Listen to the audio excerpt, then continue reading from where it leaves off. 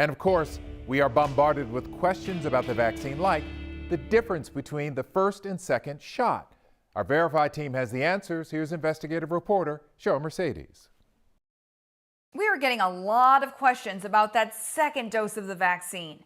Someone asked the Verify team, is the first and second dose of the COVID-19 vaccine different? No, they are not. Both manufacturers say they are the same from a chemical and dosage standpoint. Think of it this way. The primer is your first dose. Your second one acts as a booster. Someone else wrote in, if I got the Moderna vaccine the first time around, should I also get Moderna as my second dose?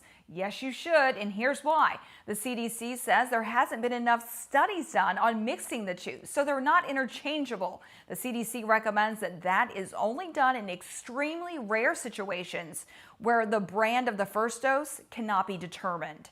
And lastly, someone wrote in, is a COVID vaccination required when traveling to another state in my car?